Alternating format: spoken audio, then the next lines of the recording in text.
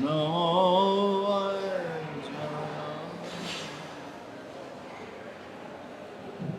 નમો લોય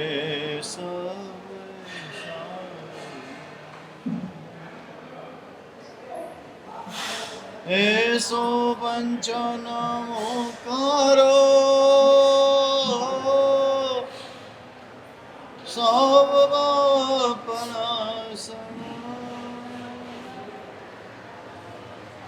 મંગલાંચ સર્વેસિ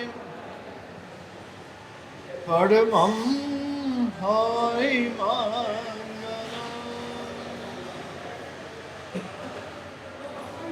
જય જગજીવ જોડી જગગુરુ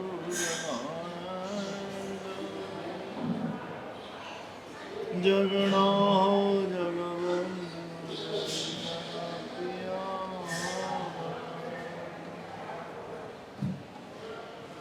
જય સુયાણ ભગવતી થયરાણ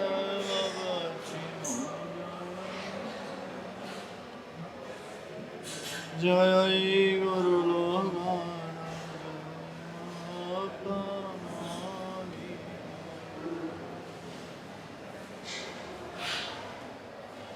ઓમ કારણેન્દુ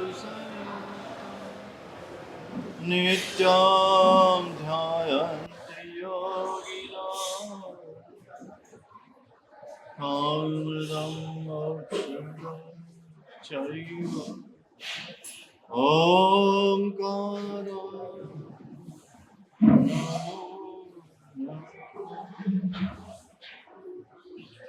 અજ્ઞાનતિમિરાંધાનાં જ્ઞાનાંજનશલાકયા નેત્રમન્મિલિतं येन તસ્મૈ શ્રી અચિંત્ય ચિંતામણિકલ્પશાખિને વિશુદ્ધ સદ્બ્રહ્મ સમાધિશા દયાર્ણવાયર્થિતદાયિને સદા નમો નમઃ શ્રી ગુરુ નમો નમઃ શ્રી ગુરુને નમો નમઃ શ્રી ગુરુને સકલ સંત સાથે હવે સવ જીવે સારે મેતે મે સવ ભૂયેસુ વેરમ મજ્જન શિવમસ્તુ સર્વ જગત પરૈતો નિરતાવસ્તુ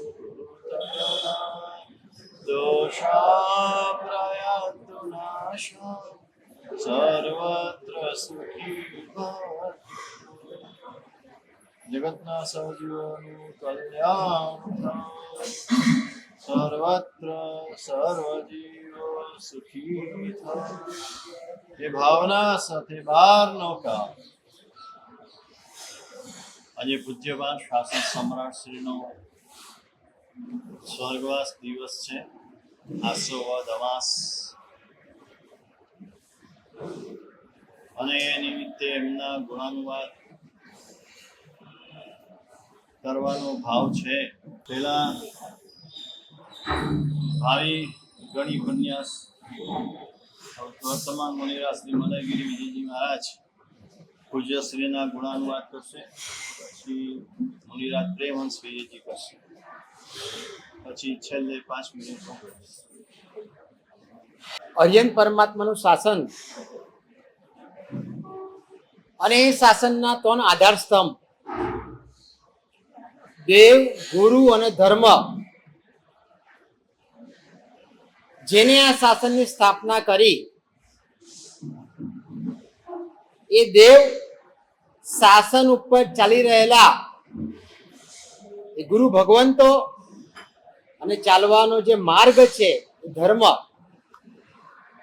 અવિચ્છિન્ન શાસન 2551 વર્ષથી આપણા સુધી આવ્યું, હજી બી ચાલવાનું છે. 18,500 વર્ષ ચાલવાનું છે. શેનાથી ચાલવાનું છે દિલીપભાઈ? સાધુ અને સાધ્વીજી ભગવંતો મુખ્યતયા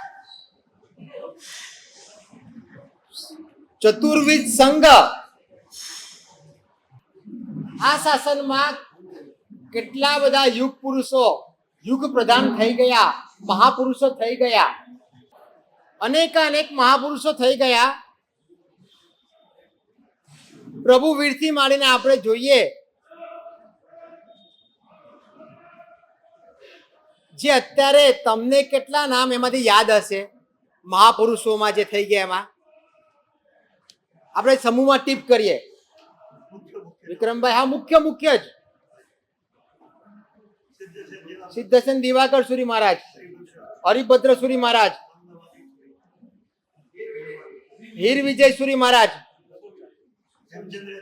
કલિકાલ સર્વજ્ઞ હેમચંદ્રાચાર્ય મહારાજ, યશો વિજય સુરી મહારાજ, યશો વિજય ઉપાધ્યાયજી. બરાબર. બસ આ જ હરોળમાં જે કહેવાય ને કે આપણે જેના નામ બોલ્યા એની સમકક્ષ એમનું નામ આવે. આ બધા મહાપુરુષો, એમના ગુણો, આજે એ ગુણો સાંભળવા મળે, બોલવા મળે, જાણવા મળે, સમજવા મળે, એ પણ આપણું કેટલું બધું જબરજસ્ત સદભાગ્ય હોય ને ત્યારે જ આપણને આવા સાંભળવા મળે. ગુણના ગુણો ગાવા, એમાં પણ ગુરુના ગુણો ગાવા. દિલીપભાઈ, એટલે કેટલો આજે હરખ થાય. અમારે કીધું છે ખાસ કે ગુરુના ગુણ છે ને એ પણ એક આવશ્યક છે, આવશ્યક સમાન બતાવ્યું છે કે જેમ સ્વાધ્યાય કરીએ ને એમ આ ગુરુના ગુણોનું પણ એક ગાઈએ, ગાન કરીએ ને એ પણ એ સ્વાધ્યાય છે. જેમ માછલી પાણી વિના રહી ના શકે, તમે લોકો જેમ ધન વિના રહી ના શકો, એમ સાધુ સ્વાધ્યાય વિના રહી ના શકે. સતત એનામાં જ ખોવાયેલા હોય. અને ગુરુના ગુણ ગાવા માટે એક અપેક્ષા વાત કરે, સ્વાધ્યાય કરતા પણ ગુરુના ગુણ ગાવા ને એમાં વધુ કર્મની જરા. ગુરુ મળવા, ગુરુમાં ભળવું અને ગુરુમાં વિલીન થઈ જવું. પૂજ્ય પાઠથી શાસન સમ્રાટજી મહારાજ, આપણે નામથી તો બધા પરિચય છીએ. એમના અમુક પ્રસંગો પણ બધાને ઘણાને ખ્યાલ પણ હશે. નાની ઉંમર, 16 વર્ષની ઉંમરથી જરહળતો વૈરાગ્ય. કેટલી ઉંમર દિલીપભાઈ? 16 વર્ષથી વૈરાગ્ય. આ કોઈક યોગી પુરુષ હોય ને, અધૂરી સાધના મૂકીને આવ્યો હોય ને અને એની સાધના અહીંયાથી શરૂ થઈ જાય. આ બાળકો જોવે છે ને અત્યારે, આ બધા ભૂલકાઓ લગભગ 16, 17, 18 એ વર્ષના જ છે. અને અઢારિયાની આરાધના કરવા માટે આવ્યા જ. બસ તમારી જેવડા જ નેમિસુરી દાદા હતા. નેમચંદ નામ હતું. 1929માં જન્મ થયો, વૈરાગ્યનો ભાવ થયો ત્યારે તો કોઈ દીક્ષા જલ્દી આપતા નતા. એ વખતના જેટલા મહાપુરુષ દીક્ષા લીધી ને બધાએ ભાગીને લીધી. અત્યારે તને ભગાડવામાં આવે ને તો પાછા આવી જાઓ. પણ કદાચ વૈરાગ્ય થાય ને ગૌતમભાઈ, તો અત્યારે તમને કોઈ ના પાડે એવું નથી. રંગે ચંગે ઠાઠમાઠી આપે. પરિવાર સાથે બધા ભેગા મળીને મહોત્સવ થાય આખો. એ વખતે કોઈ મહોત્સવ નહોતો થતો. કેટલી બધી કષ્ટતા પૂર્વક એથી દીક્ષા લેવા માટે ભાગ્યા છે. મહુવાથી ભાવનગર ગયા છે, એક રાત પસાર કરી, બીજા દિવસે ત્યાં માંડ પહોંચ્યા છે. અને પાછું ગુરુ ભગવાન તો ના જ પાડે છે કે માતા પિતાની હાજરી, એટલે કે હા ન પાડે ત્યાં સુધી દીક્ષા નહીં આપો. તો એ વખતે નેમચંદ ત્યાં ઉપાશ્રમમાં ગયા છે. ત્યાં મોતીલાલ ગિરધર કાપડિયા, જેને ઉપમિતિ ભવ પ્રપંચતા ગ્રંથ છે ને એનું ગુજરાતી અનુવાદ કર્યું છે. એ પણ ક્યાં કર્યું? જેલમાં. એમના જે વસ્ત્રો હતા, એમનો ચરવડો હતો, એ ચરવડો લઈને મારા સાહેબ પછી કીધું, આવી તો અમે હોય ને શિષ્યો, સાહેબ એક તમારું કપડું આપો ને. કપડું લઈ લીધું, બીજું કપડું લીધું, જાતે નીચેનું વસ્ત્ર એટલે ચોલપટ્ટો કહેવાય, ઉપર પાઘડી કહેવાય, અને બીજું કપડું ચરવડા ઉપર વીટી દીધું અને ગુરુ ભગવાન પાસે આવ્યા. સાહેબ પ્રવર્ત્યા. શું વાત, બધા છક થઈ ગયા. કેવો વૈરાગ્ય, ઝરહળતો વૈરાગ્ય. એ વખતે પરીક્ષા તો થાય ને, કસોટી થાય, સાચું સોનું છે કે નહીં એની કસોટી તો બધા જ કરે. કસોટી બધી જ પૂરેપૂરી કરી, પિતાજીએ કરી, માતાજીએ કરી, એમની તે બધી જ કરી, બધામાં સફળ. પછી પિતાજીએ કીધું કે સિંહની જેમ નીકળ્યા છો તો સિંહની જેમ સંયમ પાળજો.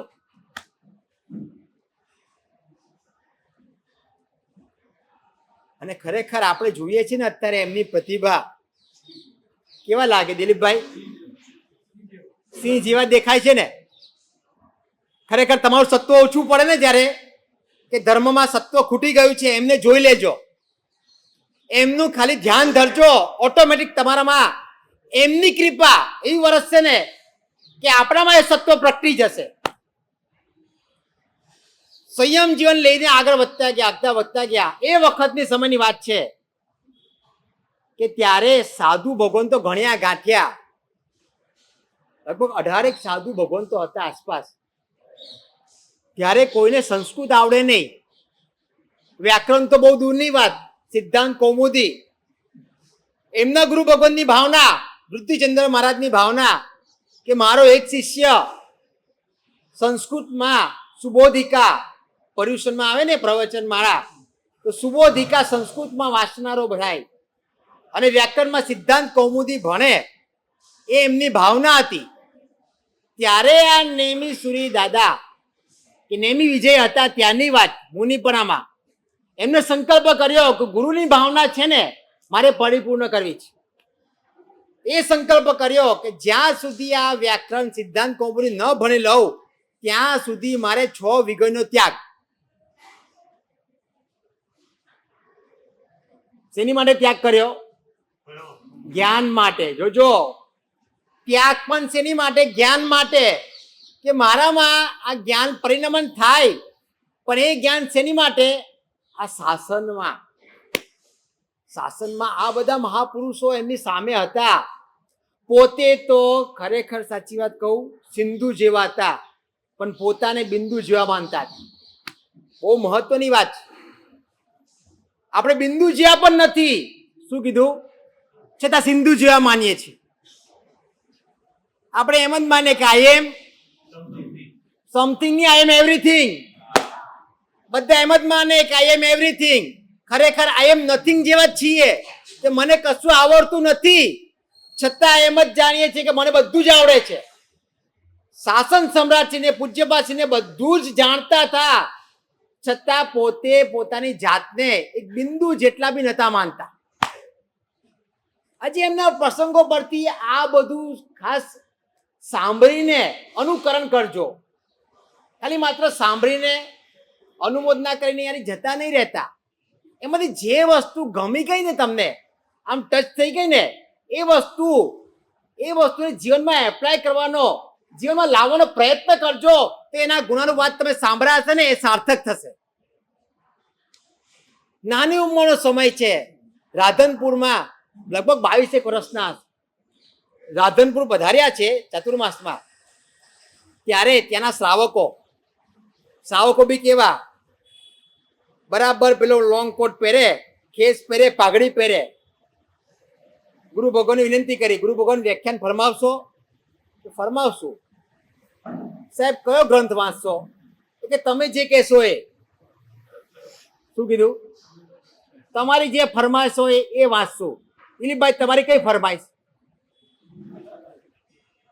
કયો ગ્રંથ અમે વાંચીએ, તમે ઈચ્છા કરો.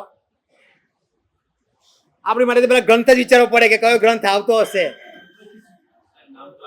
ખરેખર અત્યારે જે જોક ચાલે તો નામ લ્યો કમસે કમ. વંચાઈ ગયું? સારું, એ તો ચાલુ જ છે. એ વખતે રાધનપુરના શ્રાવકો એ બધા બી વિચક્ષણ હતા. એમને કીધું સાહેબ અષ્ટક ગ્રંથ વાંચશો, અષ્ટક પ્રકરણ છે, નામ સાંભળ્યું છે ભાઈ? હરિભદ્ર સુરી મહારાજાનો. એ કે હા વાંચીશ.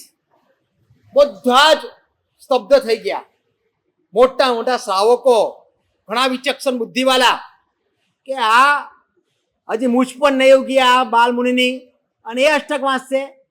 દીક્ષા ભર્યા તો બહુ નાનો છે. એ વખતના સમયની વાત છે કે એવું કહેવાતું કે 20 વર્ષ પસાર થાય ને પછી કોઈક અષ્ટક વાંચે, એટલું કઠિન હતું. એમ કહેવાતું કે અષ્ટક એટલે કષ્ટક, અષ્ટક એટલે કષ્ટક, ઘણું કષ્ટ થાય ને પછી અષ્ટક વાંચી શકે. અને જે અસ્ખલિત ધારા એમનો પ્રવાહ ચાલ્યો અને જે વાણી વહેતી ગઈ, બધા એવા શ્રોતાઓ બધા ભીંજાતા ગયા, એમાં લયલીન થતા ગયા અને બધા બોલી ઉઠ્યા વાહ વાહ વાહ સાહેબ બહુ ખૂબ. અને જે એમને જે ગ્રંથ આખું ચાતુર્માસમાં સાંભળ્યો અને એ લોકો સ્તબ્ધ થઈ ગયા. શું વાત છે! આવી જબરજસ્ત જ્ઞાનની પ્રતિભા કે આમને તો હજી ઘણું આગળ વધવું જોઈએ. પણ શું થાય, ઉપાધ્યાયજી ભગવાનની હતી ને વાત, ત્યારે બી એ વખતે એમને જ્યારે કાશી માટે તૈયાર થયા, પણ એ બી શું એક જ શ્રાવક એ વખત તૈયાર હતા, ધનના સુરા. આપણી જેમ નહીં બધા સાહેબ. અહીંયા તો અમને કોઈ હજી પૂછવા નથી આવ્યું કે સાહેબ તમે શું ભણો છો, પંડિતજી પાસે ચાલુ છે તમારું કંઈ અભ્યાસ, તો કંઈ હોય તો લાભ આપજો. ના સાહેબ લાભ લેવાના ઘણા બેઠા છે, બધા સંઘ મહાન છે, બધા લાભ લઈ રહે છે. પૂજ્ય પાદશ્રી જે એમની આપને ખાસ એમનો જ્ઞાન વૈભવ, દર્શન વૈભવ, ચારિત્ર વૈભવ અને તપ વૈભવ, એ સમય દરમિયાન જે બધું ઘણું કઠિન કહેવાય ને, આખું આ શાસન એ વખતે એમ લાગે કે અત્યારે અંધારું છવાઈ ગયું હતું, ઘોર અંધારું. જેમ અમાસ છે ને, આજે અમાસે કેવું હોય, અંધારું હોય ને, ઉપર ચંદ્ર ન હોય અને આખું અંધારું છવાયતું, અને અમાસના દિવસે અજવાળું થયું. એ શાસન સમ્રાટ સિંહના કારણે. આજે જે ઉજરા છે ને, ઉજરા, આજે આપણે જોઈએ કે સૂર્ય ઉગ્યો છે તો ઉગતા સૂર્ય બધા પૂજે, પણ જે બી પ્રકાશ અત્યારે પથરાઈ ગયો છે શાસનમાં, અત્યારે જે જોઈ રહ્યા છો એના મૂળમાં હોય ને પૂજ્ય પાદશ્રી શાસન સમ્રાટ નેમિસુરી મહારાજા. એક વખત એક શ્રાવક ચિત્તોડગઢમાં ગયા હતા, ચિત્તોડગઢમાં, અને ત્યાં એમને દેરાસરમાં હરિભદ્ર સુરી મહારાજનો ફોટો જોયો અને એની બાજુમાં જ નેમિસુરી મહારાજનો ફોટો જોયો. રમણલાલ ચીસા શ્રાવકનું નામ. એમને એમ થયું કે અહીંયા નેમિસુરી દાદા, આની સાથે શું કનેક્શન છે? એ ત્યાંના શ્રાવકોને પૂછ્યું કે અહીંયા આ હરિભદ્ર સુરી મહારાજની બાજુમાં નેમિસુરી દાદાને ફોટો મૂકવાનું કઈ કારણ?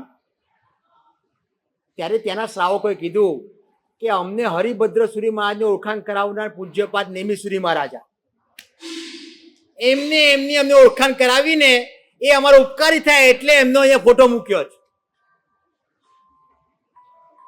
એ ઘણું બધું, એ બધી અવસ્થા એ વખતે છે ને, જ્ઞાનની અવસ્થા જોવો, તીર્થોદ્ધાર જોવો, ક્રિયોદ્ધાર જોવો, યોગોદ્વન જોવો, ઘણી બધી પ્રણાલિકા લુપ્ત થઈ ગઈ હતી. એ વખતે લુપ્ત થયેલી બધી પ્રણાલિકાને પાછી ફરી પાછી ઉજાગર કરી, અલુપ્ત થયેલી પ્રણાલિકાને ફરી પાછી ઉજાગર કરી. તીર્થોદ્ધારમાં તો આપણે જોઈએ ને, એક એક તીર્થો પ્રાણના ભોગે તીર્થની સુરક્ષા કરી છે ને, પોતાની જાત કરતા પણ તીર્થ માટે બધું જ હોમી દીધું છે. કાપડહરી તીર્થ જુઓ, શેરીસા તીર્થ જુઓ, વામજ જુઓ, શત્રુંજય જુઓ, કદમગીરી જુઓ, આ બધા તીર્થનો જે રીતે એમને સૂઝબૂઝ કેવી પાછી, ગમે તેમ નહીં. શૈલેષભાઈ, કાર્ય કરવું હોય ને તો એની માટે પણ એક દીર્ઘદ્રષ્ટિ જોઈએ, અને એની પાછળ બી પુણ્ય જોઈએ, પ્રચંડ પુણ્ય જોઈએ. આજે અમે બધા ભેગા થઈએ ને તો પાલિતાણાની સુરક્ષા નથી કરી શકતા, બધા જ ગ્રુપ વિઘન થાય તો બી. તારે એમને શાસન સમ્રાટ સિંહ એકલા હાથે કેવું જબરજસ્ત સત્વ એનું પાછળનું કારણ શું છે ખબર છે? બ્રહ્મચર્યનું જે તેજ છે ને, બ્રહ્મચર્યનું એ તેજ તમે જોઈ રહ્યા છો. અને જ્ઞાની ભગવાન તો ખાસ કહે છે, બ્રહ્મચારીનું ચિંતવેલું ફળે અને તપસ્વીનું બોલેલું ફળે. બ્રહ્મચારી જે ચિંતવે ખાલી મનમાં કે આ કાર્ય, એ કાર્ય થઈ જાય, સિદ્ધ થઈ જાય. અને તપસ્વી કહે ને કે હા થઈ જશે, તે થઈ જાય. એક પ્રસંગ તમને કહું, એના પર તેનો ખ્યાલ આવશે. કદમગીરીનો પ્રસંગ છે. કદમગીરીમાં બિરાજમાન હતા ગુરુ ભગવંત, દેરાસરમાં છે ને, દેરાસરની બહાર. ત્યાં જ બધા લોકો જે યાત્રિકો આવે દર્શન કરવા, અને ગુરુ ભગવાનને આવી રીતે બહાર બેઠેલા જોઈ વંદન કરવા ગયા. એક પરિવાર આવ્યો હતો, અમદાવાદનો જ હતો. વંદન કરીને ગુરુ ભગવાનને એક નાની સાથે બાળક હતો, આની જેવો છે ને બાળક સાથે હતો. વંદન કર્યું અને ગુરુ ભગવાન તેને કીધું બાળકને કે બોલ બેટા નમો ઓરિયન્તાનમ બોલ. માતા બોલી, સાહેબ આ નાની ઉંમરથી બોલતો નથી. હવે એમના અંદરના જે શુભ ભાવ, શુદ્ધ ભાવ, વિશુદ્ધ ભાવ, સુવિશુદ્ધ ભાવ શું અસર કરી ગઈ. એ બાળકને આશીર્વાદ આપી, એક ધબ્બો લગાવ્યો, બોલ બેટા નમો ઓરિયન્તાનમ. બાળક બોલતો નહોતો નાની ઉંમરથી, ધીરે ધીરે બોલવાનું શરૂ કર્યું, નમો અરિહંતાનમ. ત્યારથી એની જીભ ખુલી ગઈ. એ બાળક ત્યારથી બોલતો થઈ ગયો. આ જ અમદાવાદનો જ જૈનનગરમાં. શું તાકાત શું છે આ? શેની તાકાત? સંયમ જીવનની જે કહેવાય ને બ્રહ્મચર્ય નિષ્ઠા છે ને, શું કામ કરી જાય છે. પોતાના જીવનમાં જ્ઞાનનો વૈભવ પણ એટલું બધું એમને જ્ઞાનની પરાકાષ્ઠાએ પહોંચ્યા છે, છતાં પણ નિષ્પૃહતા કેવી? નિષ્પૃહતા. આ બાજુ જ્ઞાનના શિખર ઉપર છે, ટોચ ઉપર છે. એમના 8 શિષ્યો છે, 8 રત્નો. એટલે કે ને અકબરના દરબારમાં 8 રત્નો હોય ને, એમ શાસન સમ્રાટશ્રીના 8 રત્નો. એક વખત એમના એક શિષ્ય કઈ લખી રહ્યા હતા. ગુરુ ભગવાન છે ને ઉપાશ્રયમાં સંક્રમણ કરે. સંક્રમણ કરે તમારી ભાષામાં શું કે? હા, આટા લગાવે, બરાબર ને? સંક્રમણ કરે ને એટલે બધા શિષ્યો જેની પાસે પસાર થાય ને બધા ઊભા થઈ જાય, હાથ જોઈને ઊભા રહે. આ વિનય, શિષ્યોનો પણ વિનય કેવો. એમાં એક શિષ્ય લખી રહ્યા હતા. પૂજ્યપાદશ્રી નેમિશ્રી મહારાજે પૂછ્યું, શું લખો છો? કઈ બોલી ન શક્યા. બતાવ્યું કે લાવ બતાવો. જોયું, પૂજ્યપાદશ્રીનું જીવન ચરિત્ર એ સંસ્કૃતમાં લખતા હતા. જેવું એમને જોયું પોતે તરત ત્યાંને ત્યાં જ ફાડી દીધું કે મારું જીવન નહીં લખવાનું, મહાપુરુષ જે થઈ ગયા ને એનું જીવન લખો. હીરા મુખસે કબ ના બોલે લાખ મેરા મૂલ. પોતાનું મૂળ આટલું હોય ને એ પોતે જ્યારે પોતે સ્વયં બોલે નહીં, અને જે ન બોલે ને એના જ ગુણગાન વધારે ગવાય. અત્યાર સુધી આટલા સમય સુધી એ જે બધા મહાપુરુષોના ગુણગાન ગવાય છે ને, એનું નામનું અસ્તિત્વ પોતે રાખ્યું નથી ને, માટે અત્યારે એનું નામ અજર ને અમર થઈ ગયું છે. જે નામ લગાવી દીધું ને ત્યાં જ એનું બધું સંપૂર્ણ. આ શાસન સમ્રાટશ્રીના ગુણો તો આપણે ગાય ને હજી બી સાંભળ્યા જ કરે એમ લાગે કે આમના ગુણો ગાવા મળ્યા છે ને આપણને હરખ થાય કે આવા ગુરુ આપણને મળ્યા છે. અને એ ગુરુને તો છે ને આપણે ક્યારે ભાઈ કેટલું બી માપવા જશું તો આપણે માપી ના શકીએ, અને ગુરુને ક્યારે માપતા બી નહીં. આપણે ઘણા વાર માપવા જઈએ, બધાને કમ્પેરિઝન કરીએ કે આમનું શું છે, આમનું કેવું છે, આમનું કેવું છે. ક્યારે કોઈની કમ્પેરિઝન કરતા નહીં.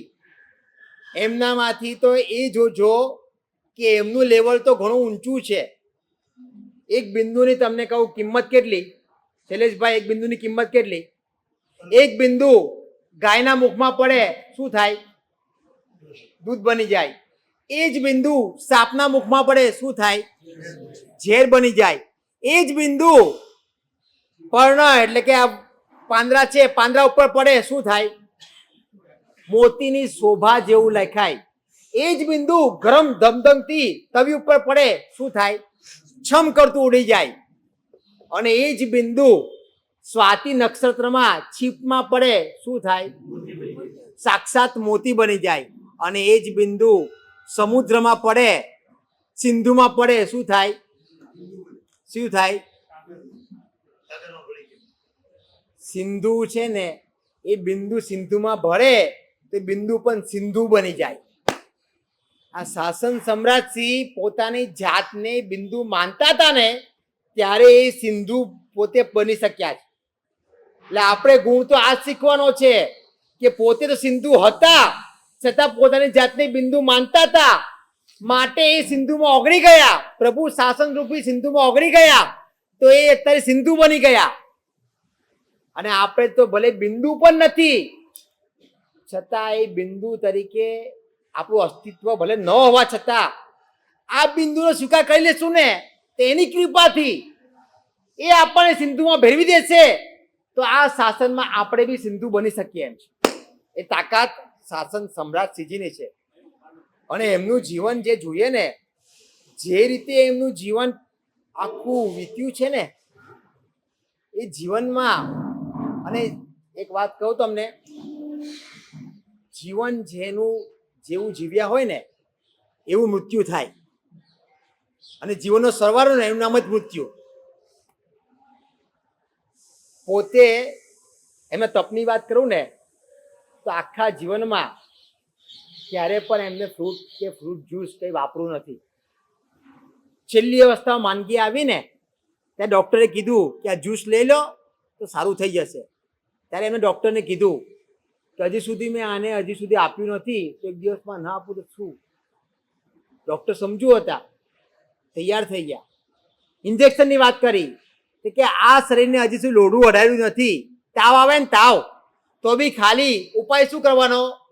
ગરમ પાણી એટલું લઈ લેવાનું અને ભૂખ્યા રહેવાનું, તાવ એની જાતે મટી જાય.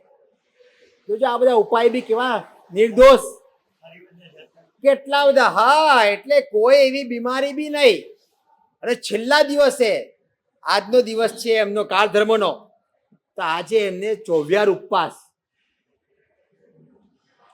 ઉપવાસ કંઈ ખાધું નથી. અને ગઈકાલની વાત કરું, 1400 પ્રતિજ્ઞા કર્યું. આ બાળકો કરે ને પ્રતિક્રમણ, સાંભળજો, એમની આ અવસ્થામાં પણ પ્રતિજ્ઞા કર્યું ને એટલી સભાન અવસ્થા ધુરંધર સુરી મહારાજ કે મુનિ ધુરંધર વિજય હતા એમને પ્રતિજ્ઞા કરાવ્યું.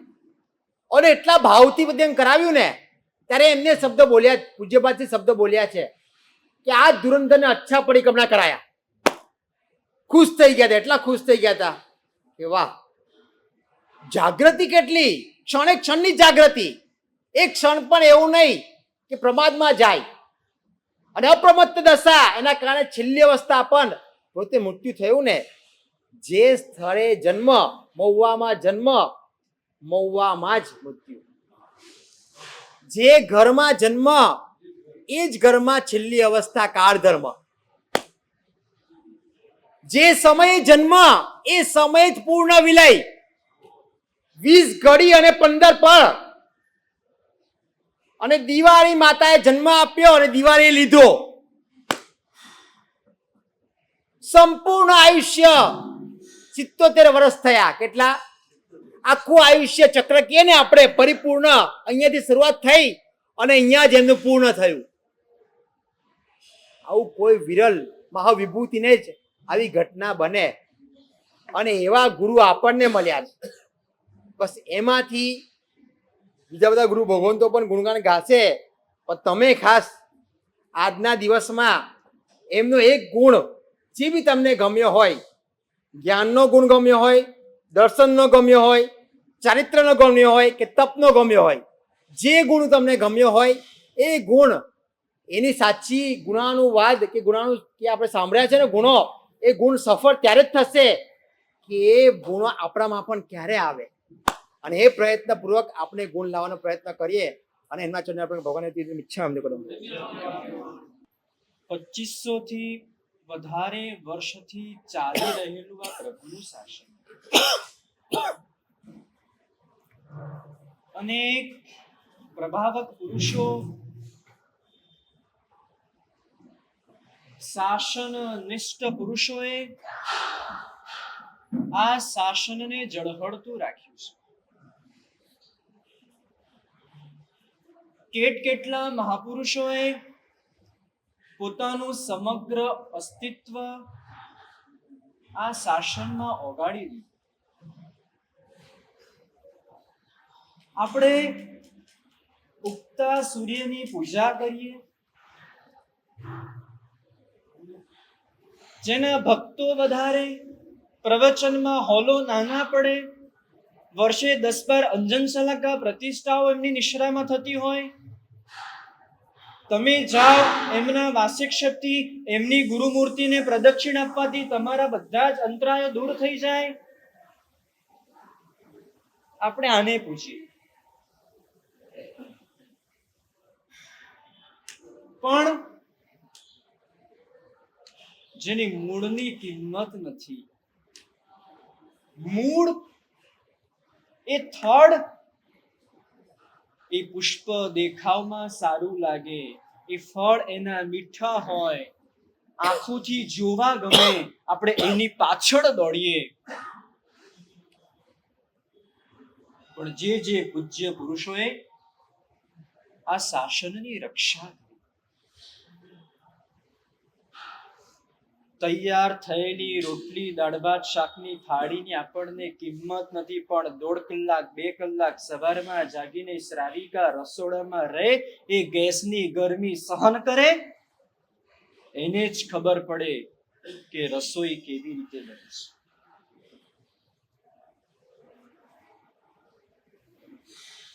કેવા કેવા સંજોગો સર્જાયા. અમે શાસન સમ્રાટના છીએ માટે એમની વાત નથી કરતા. અમારા દાદા છે એમના નામથી અમે ઉજળા છીએ, એમનું ગૌરવ છે માટે એમના ગુણાનુવાદ નથી કરતા. પણ જે વાસ્તવિક છે, જે મૂળ છે, ધારીએ તો ભારતના ઘર ઘરમાં શાસન સમ્રાટની મૂર્તિ પહોંચાડી શકીએ. રમતના ખેલ છે આ બધા. ધારીએ તો ગ્રંથોના ગ્રંથો ભરાય એવા એમના જીવનમાં બનેલા ચમત્કારોના પુસ્તકો બહાર પાડી શકીએ.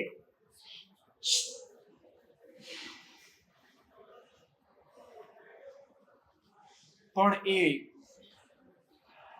એ મૂળને, એ વાસ્તવિકતાને પ્રગટ કરવાની જરૂર પડતી નથી, એ સહજ પ્રગટ થાય છે. આ ગુણાનુવાદ, આ એમના ગુણોનું કીર્તન, આ એમના પ્રસંગોની વાત, આ તો આપણા કલ્યાણ માટેની વાત છે, આપણા કલ્યાણનો આધાર છે. એ મહાપુરુષોનું અનુકરણ આપણે ન કરી શકીએ. આપણું એવું સત્વ નથી એ મહાપુરુષોનું આલંબન લઈ શકીએ.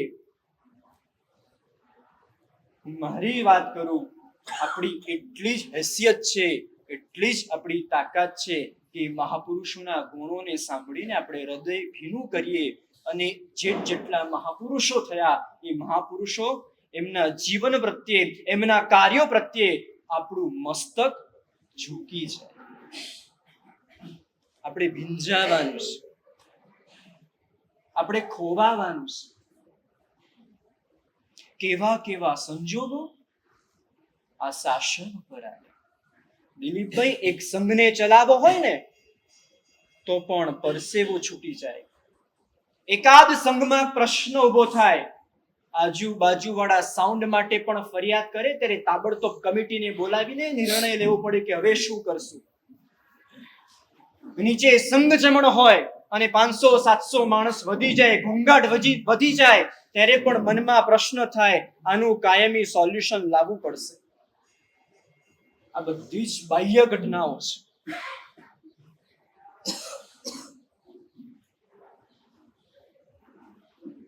મૂર્તિમાંથી વાસક્ષેપ ઝરે, આપણે દોડતા થઈ જઈએ. અમી ચાટણા થાય, આપણે દોડતા થઈ જઈએ. પણ મૂળ શું છે?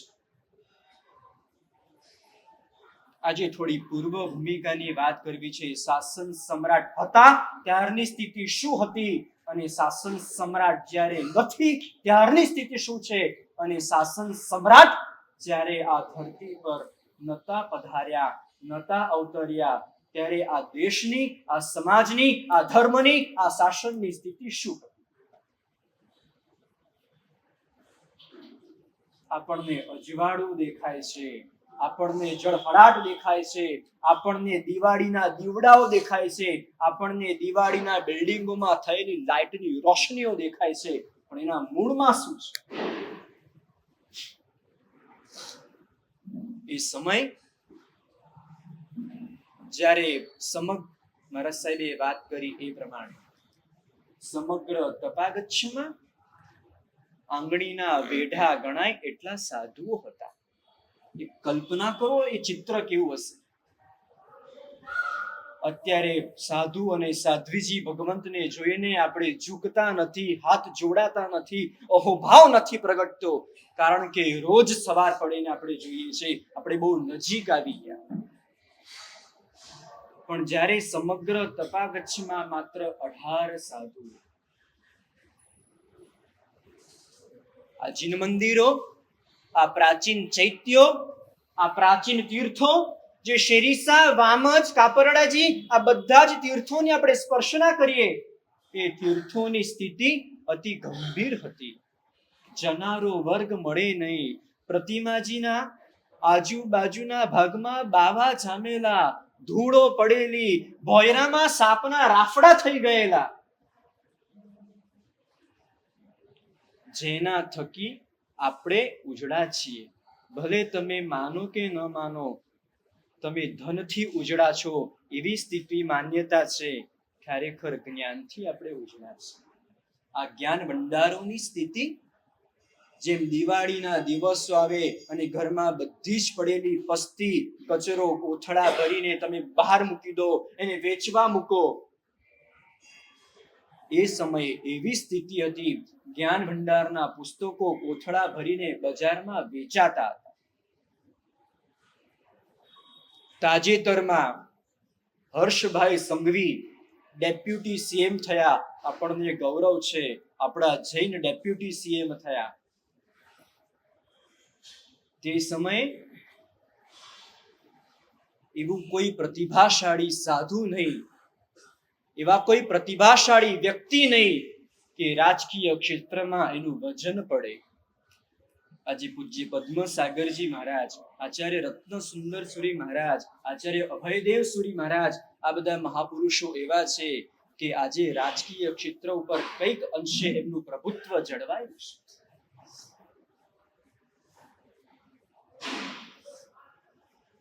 એવા સંજોગો હતા. કોઈ પ્રતિભાશાળી મહાપુરુષ નહીં, કોઈ એવા આગેવાનો નહીં, સંઘોના બંધારણ પણ એવા મજબૂત નહીં. તે સમયે સંઘની સ્થિતિ નાજુક હતી. બહારના ઘણા આક્રમણો હતા. એ આક્રમણોની વચ્ચે આ મહાપુરુષોએ શાસનની જ્યોતને ટકાવી રાખી. કેવા કેવા વાવાઝોડા આવ્યા, એ હિન્દુઓના, એ ખ્રિશ્ચનોના, અલગ અલગ અનેક સંપ્રદાયના વાવાઝોડા આવ્યા. ત્યારે પણ પ્રભુએ પ્રગટાવેલી જ્યોતને પોતાનો શિષ્ય પરિવાર ગૌણ કરીને, પોતાની જાતને ગૌણ કરીને, સમગ્ર અસ્તિત્વ પ્રાણના ભોગે, જાનના જોખમે એ શાસનની જ્યોતને ટકાવી રાખી. કલ્પના કરો, એ શાસન જો વિલીન થઈ ગયું હોત તો શું થાય?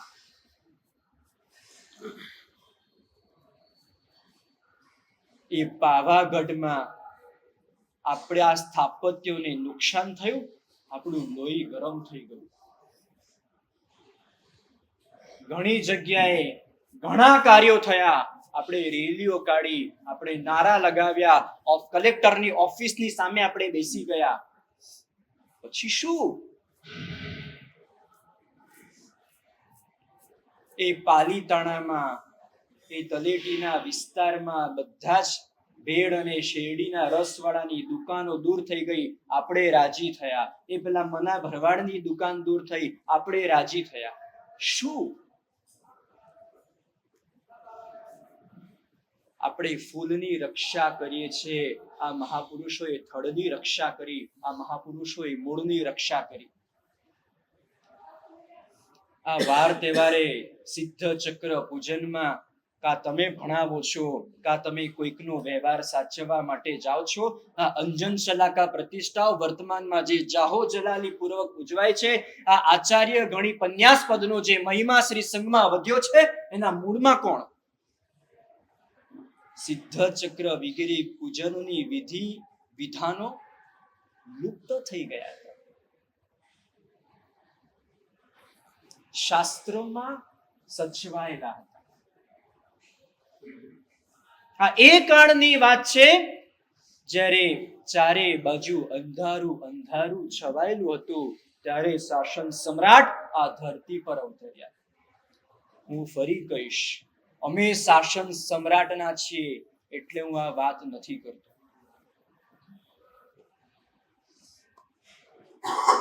કેવા કેવા કાર્યો આ મહાપુરુષે કર્યા છે. એમના તીર્થોની વાત, એમને કરેલા જ્ઞાનના ઉદ્ધારની વાત, કેવા કેવા કપરા સંજોગો નિર્માણ થયા છતાં પણ શાસન સમ્રાટ અડગ રહ્યા, કારણ કે એમની આંખોમાં શાસન હતું, એમના હૃદયમાં શાસન ધબકતું હતું, એમના લોહીમાં શાસન હતું, એમની વાણીમાં, એમના વિચારમાં, એમના ચિંતનમાં અને એમના વર્તનમાં શાસન જીવતું હતું. માટે શાસન માટે કંઈ કરી બતાવ્યું એમને. આપણે પુણ્યની પાછળ પડીએ છીએ, પુણ્ય શાસન સમ્રાટની પાછળ પડ્યું. જીન શાસનના એક પણ એવા અંગ નથી કે જેને શાસન સમ્રાટે નવપલ્લવિત ન કર્યા હોય, એને નવસર્જિત ન કર્યા હોય. એક એક અંગોમાં પ્રાણ પૂર્યા છે એમના. આપણે ચમત્કારોની દુનિયાના માણસો, એમની નિષ્ઠાની વાતો, એમના ગુણોની વાતો, એમના આંતરિક વૈભવની વાતો આપણા પલ્લે નહીં પડે. છતાં બંને વાત કરવી છે, ચમત્કારોની પણ વાત કરવી છે. કદમગીરીમાં અંજન શલાકા પ્રતિષ્ઠા ચાલતી હોય, ક્યારેક અચાનક ભયંકર વાવાઝોડું આવે, આગ લાગી જાય અને શાસન સમ્રાટના એક વાસક્ષેપથી એ વાવાઝોડું શમી જાય. શું આપણે આ સ્વીકારીશું? એક પ્રસંગ યાદ આવ્યો, તાજેતરમાં લખાયેલો પ્રસંગ છે. અમદાવાદના એક પ્રતિષ્ઠિત શ્રાવક વેલચંદ રાયચંદ, કુમુદભાઈ વેલચંદ રાયચંદ એક પ્રતિષ્ઠિત પેઢી છે, પરિમલમાં રહે છે. એ વેલચંદ રાયચંદને એક સરસ મજાના પ્રસંગની વાત કરી હતી. અમે તો સાંભળી છે ને વાંચી છે. એ વિધિકારક હતા, શુદ્ધ વિધિ વિધાનો કરાવતા હતા. અને વેલચંદ રાયચંદને પૂછવામાં આવ્યું કે તમારા જીવનકાળ દરમિયાન તમે તો ઘણી બધી વિધિઓ કરાવી, ઘણા પ્રાણ ઉજાગર કરે એવા વિધાનો કરાવ્યા, પણ એવું એકાદ કોઈ વિધાન હોય જેનાથી તમારું સમગ્ર અસ્તિત્વ પ્રભુ અને પ્રભુના શાસનના સાધુ પુરુષો પ્રત્યે ભીંજાઈ ગયું હોય, ત્યારે એમને વાત કરેલી એ કે હું વિધિ વિધાન કરાવવા જઉં, એમાં અમુક વિધાનોમાં હવન કરવાનું આવે, હોમ પ્રગટાવવાનું આવે, ત્યારે એ લાકડા મૂકવામાં આવે, અંદર લાકડાની અંદર ઘી નાખવામાં આવે, પછી પ્રગટાવવામાં આવે તો અગ્નિ પ્રગટે. પણ મેં બે મહાપુરુષો એવા જોયા છે કે એ જ્યારે પધારે ત્યારે હવનમાં, અરે એ ન પણ પધારે પણ એમના વાસક્ષેપના કારણે માત્ર લાકડા મૂકો અને અગ્નિ પ્રગટી જાય. એ શાસન સમ્રાટ વિજય નેમિશ્વરેશ્વરજી મહારાજા અને પૂજ્ય સિદ્ધિસુરીશ્વરજી મહારાજા આ બે સત્વશાળી મહાપુરુષો હતા જેમના વાસક્ષેપથી અગ્નિ પ્રગટતો હતો. આપણે માનીશું આ વાત? હમણાં જ મહારાજ સાહેબે કીધું, હાથમાં વાસક્ષેપ લીધો, બાળકના મસ્તક પર વાસક્ષેપ કર્યો અને બાળક બોલતો થઈ ગયો. શેઠ માકુભાઈનો સંગ, જાજરમાને સંગ, અમદાવાદની ધરતીથી પ્રારંભ થયેલો એ સંગ.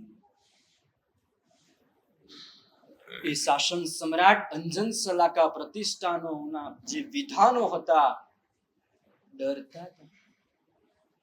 વિધિકારકો, અન્ય સાધુ પુરુષો ડરતા હતા કે અંજન ત્યારે જેટલી સહેલાઈથી અંજન સલાકા પ્રતિષ્ઠા થાય છે, આપણે એને સહેલી બનાવી દીધી. વારંવાર મહોત્સવો યોજાતા ગયા, માટે આજે મહોત્સવો માટે આપણા આદર અને બહુમાન ઘટતા ગયા.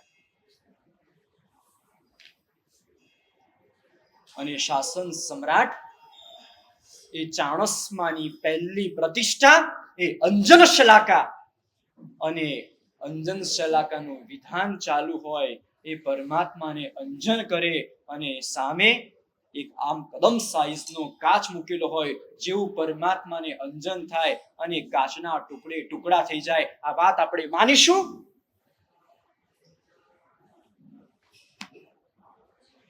13 મહિના સુધી શત્રુંજય ગિરિરાજની યાત્રા બંધ રહી. ગૌતમભાઈ, દુબઈ, વિયેતનામ જવું હોય તો ટેક્સ ભરવો પડે, પાસપોર્ટ લેવો પડે, પૈસા ચૂકવવા પડે, બધી જ વાત માન્ય. પણ એક પણ એવું તીર્થ બતાવો, એક પણ એવું મંદિર બતાવો કે દેવકી નંદનમાં પુરુષાદાને પાર્શ્વનાથ પરમાત્માના દિલીપભાઈ દર્શન કરવા હોય તો 12 વોચમેનની 10ની નોટ આપવી પડે. હા, સંઘમાં કોઈ પણ કાયદો પસાર કરવો હોય, સંઘના બંધારણમાં ફેરફાર કરાવવો હોય તો દિલીપભાઈને તમારે હાર તોરા કરવા પડે. તોય ના થાય, તોય તમે ન ઝૂકો. 13 મહિના સુધી યાત્રા બંધ રહી. એકમાત્ર શાસન સમ્રાટની આજ્ઞા, સમગ્ર ભારતભરમાં એમને આજ્ઞા ફરમાવી. અત્યારે ભૂલમાંથી પણ અમે એક વિચાર પણ કરીએ ને, તમે એમને ધોઈ નાખો. એક ખાલી પેલું બાળકોનું એમ્બ્યુલ અહીંયા ઉપર કરાવું તો એના માટે તો કેટલી ચર્ચાઓ થઈ. આ દુઃખ કે વેદનાની વાત નથી, પણ શાસન સમ્રાટે આ સંઘ માટે શું કર્યું, આ સમાજ માટે શું કર્યું, આ શાસન માટે શું કર્યું, એની વાત છે. આજે અમારું પણ લોહી ગરમ થાય છે, અમે પણ ઉકળીએ છીએ. કારણ કે મહાપુરુષે જે બલિદાન આપ્યું છે, આજે અમે ઉપર જોઈ શકીએ છીએ, એમના થકી જોઈ શકીએ છીએ. બાકી અમારી કોઈ તાકાત નથી કે આજે અમે ઉજળા થઈને ફરી શકીએ, આજે માનપાન લઈ શકીએ, આજે ગૃહસ્થોના ઘરોમાં ધર્મલાપ આપીને ગોચરી ભરી શકીએ.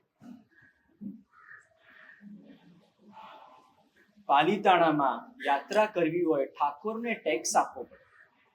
એક સાધુના હૃદયમાં શ્રી સંઘ પ્રત્યે કેવું વાત્સલ્ય હોય, સંઘની કેવી ચિંતા હોય, સંઘ પ્રત્યે કેવું મમત્વ હોય.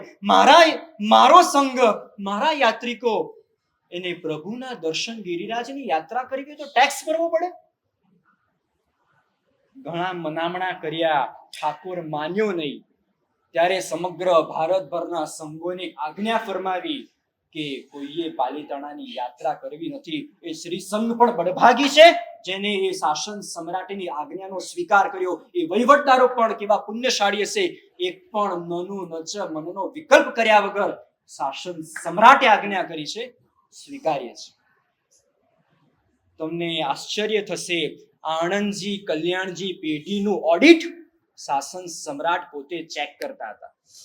આણંદજી કલ્યાણજી પેઢીની મીટિંગો શાસન સમ્રાટની નિશ્રામાં થતી હતી. તો શું આણંદજી કલ્યાણજી પેઢી એ સમુદાયમાં બંધાઈ ગઈ? નહીં.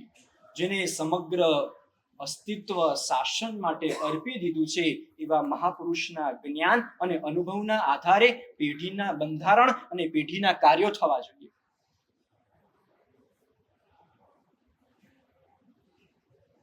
આ એવા મહાપુરુષ હતા કે જેને નામની ખેવના હતી નહીં.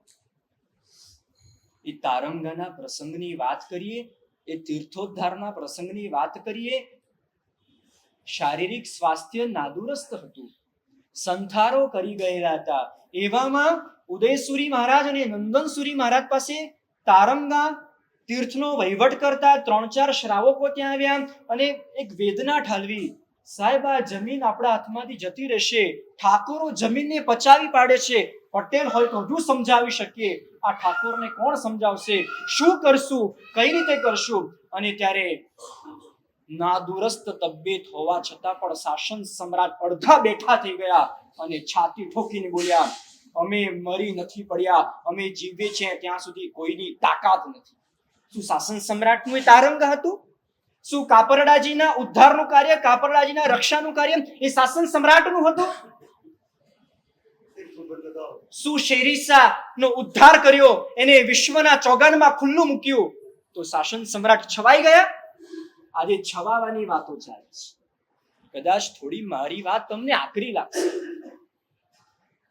પણ અમે તો અમારા ગુરુ ભગવંત પાસે અને પુસ્તકોના માધ્યમે ખાલી સાંભળ્યું છે ને વાંચ્યું છે કે શાસન સમ્રાટ શું કરીને ગયા. એટલે આજે થોડી ગરમી છે અંદર.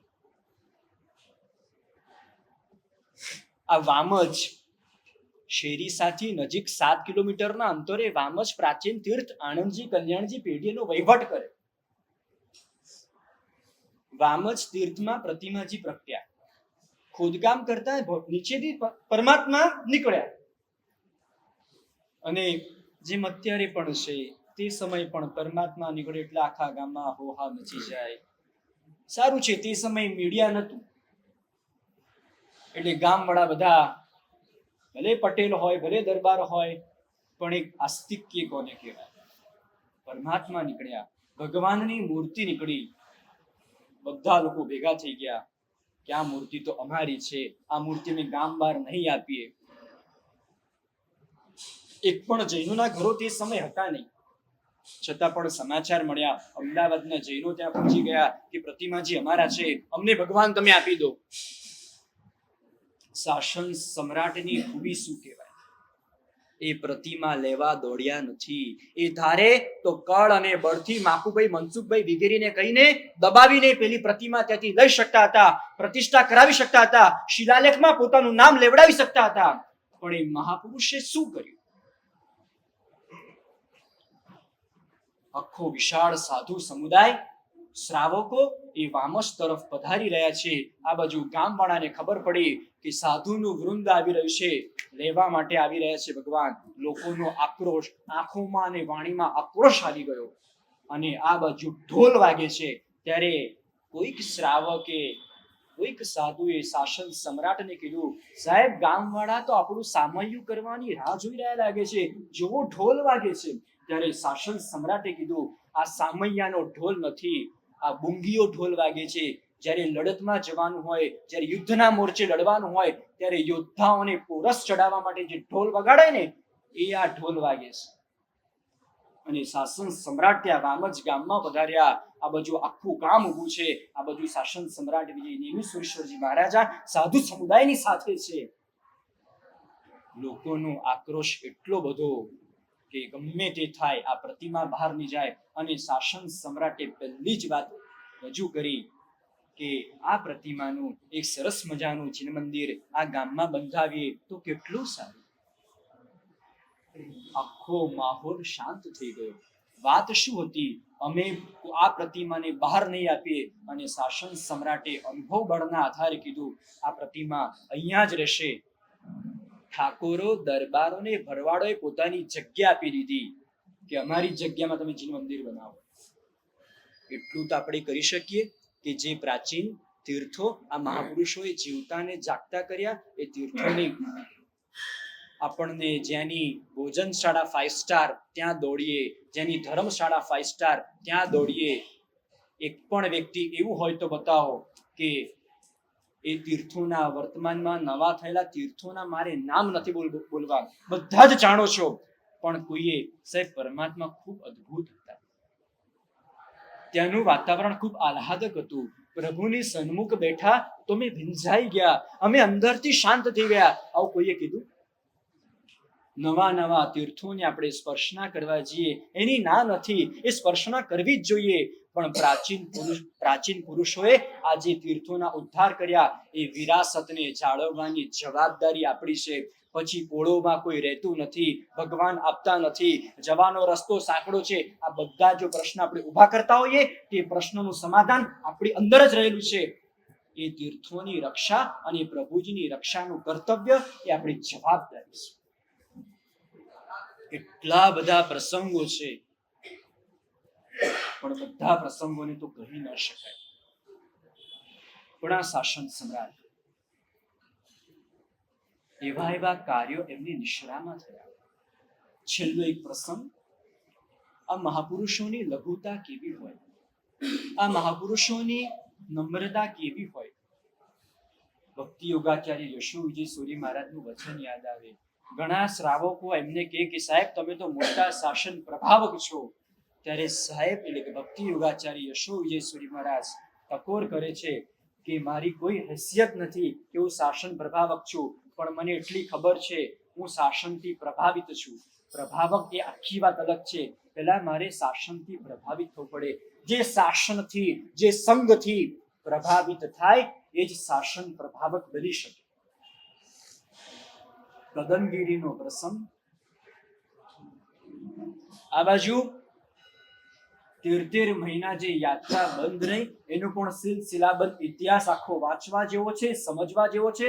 એ યાત્રા બંધ રહી ત્યારે એક પણ નારા અને એક પણ રેલી નીકળી નથી. ગૌતમભાઈ કેવી કુનેહથી કામ લીધું શાસન સમ્રાટે, કેવા એ શ્રાવકને તૈયાર કર્યા. તમને ખાલી કલ્પના કરો, એ સમયે પાલીતાણામાં સાગરજી મહારાજ વગેરે મહાપુરુષો બિરાજમાન હતા. શાસન સમ્રાટે સાગરજી મહારાજને કહી દીધું આપ પાલીતાણા છોડીને બહાર પધારો. કારણ કે કંઈ પણ થાય તો બધું જ ત્યાં જે હોય એના માથે આવી જાય. આજે તો કેવું છે કે સારું કામ કરીએ તોય માથે ટોપલા ધોવાય, કઈ ખોટું થાય તોય નુકસાન. ત્યારે કેટલું એ સંઘના સાધુ પ્રત્યે મમત્વ છે. સાગરજી મહારાજ અને શાસન સમ્રાટ બંનેના સમુદાય અલગ અલગ. એ તો તમે પણ સમજી શકો છો. એક સાગર સમુદાય, એક નેમિશ્વરી મહારાજ એટલે પોતે આદ્ય સ્થાપક નેમિશ્વરી મહારાજનો સમુદાય, બંને અલગ અલગ સંપ્રદાયના સાધુઓ. છતાં પણ મારા સાધુને કંઈ ન થવું જોઈએ એમને પાલીતાણાની બહાર મોકલ્યા. અને જે પણ ઘટના બની, ધરપકડ થઈ, છતાં પણ આ શાસન સમ્રાટ અડગ રહ્યા. એકમાત્ર તીર્થની રક્ષા માટે. કદાચ એ પોતાના સાધુને લઈને કોઈક પ્રદેશમાં જઈને સાધુને ભણાવવા માટે કલાકોના કલાક ફાળવી શકતા હતા. પોતાના જીવનના કાર્યોને સંભાળવા માટે તીર્થની રક્ષા છોડી શકતા હતા. છતાં પણ સાધુના હૃદયમાં તીર્થ જાગતું અને જીવતું હતું. માટેની રક્ષા માટે પ્રાણના ભોગે બધું જ કર્યું એમને. જ્યારે 13 મહિના યાત્રા બંધ રહી ત્યારે આપણા શ્રાવકો યાત્રાથી વંચિત ન રહે એના માટે શું કરવું? તો આજ મહાપુરુષે પાલીતાણા શત્રુંજયની ટૂંક બરાબર એક ટૂંક કદમગીરી અને કદમગીરીના તીર્થનું નિર્માણ થયું. હજુ તો તીર્થની નિર્માણની પૂર્વ ભૂમિકા શાસન સમ્રાટ ત્યાં પધાર્યા. પેલા કામળિયા દરબારો દારૂ અને જુગારના વ્યસનમાં આટોપાયેલા. બસ એ જ એમનું કાર્ય. એમની સાથે મગજમારી કરવી, એમની સાથે જમીન માટે વાત કરવી, એમને પ્રતિબોધ કરવા. આ કઈ ખાવાના ખેલ છે? આજુબાજુ વાળો એક ખાલી તમારા સાઉન્ડની કમ્પ્લેન કરે, આપણે આપણા જૈનને પણ નથી સમજાવી શકતા. ત્યારે આ પેલા કામળિયા દરબારો જે સૌરાષ્ટ્રના ગામોમાં ગયેલા છે ત્યાંના હશે, એને ખબર હશે કે દરબારોનો દરબારી ઠાઠ કેવો હોય છે. એની મૂછના દરેક વાળ કડક હોય. અને કામળિયા દરબારોને પ્રતિબોધ આપ્યો, દારૂ અને જુગાર છોડી દીધો.